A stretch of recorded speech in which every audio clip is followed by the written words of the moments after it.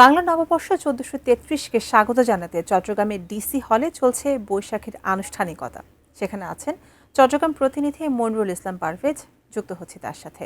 পারভেজ, চট্টগ্রাম একটি বিশাল জায়গা, তো সেখানে বর্ষবরণের নানা আয়োজনও আসলে এই বিশালতার সাথেই পালিত হয়। আপনার মাধ্যমে জানতে চাচ্ছি এই বছরের ১৪৩৩-কে স্বাগত জানাতে সেখানকার আয়োজনের সর্বশেষ খবর।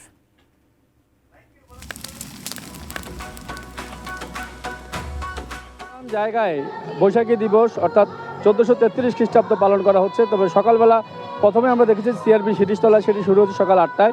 এরপর আমরা এখন যেখানে রয়েছি ডিসি হিলে, এটি অবশ্য জেলা প্রশাসনের উদ্যোগে এখানে হচ্ছে এবং এর সাথে সাথে জাসাস এই আয়োজনটি করছে।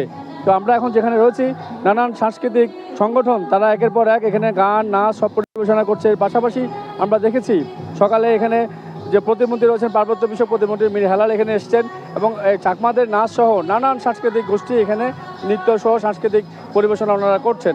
তো নানানভাবে এই দিবসটি কিন্তু চট্টগ্রামে উদযাপন হচ্ছে।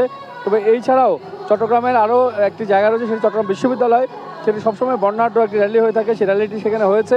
এছাড়া সেখানে বিকেলবেলা অর্থাৎ দুপুরের পর থেকে নানান রকম খেলার আয়োজন করা হয়েছে। তো সব মিলে চট্টগ্রামের যে বৈশাখীর যে আয়োজন, সেটি বর্ণাঢ্য আয়োজন বলবো।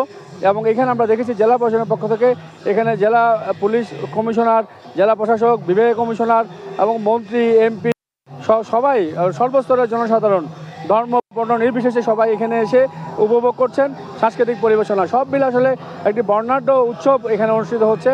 অর্থাৎ এই যে ১৪৩৩ খ্রিস্টাব্দকে স্বাগত জানাতে সর্বস্তরের মানুষ চট্টগ্রামে এসে এখানে উপভোগ করছে এবং এই অনুষ্ঠানগুলো কিন্তু চলমান রয়েছে। সন্ধ্যা ৬টা পর্যন্ত এই অনুষ্ঠানগুলো চলবে বলে আমাদেরকে প্রশাসনের পক্ষ থেকে জানানো হয়েছে।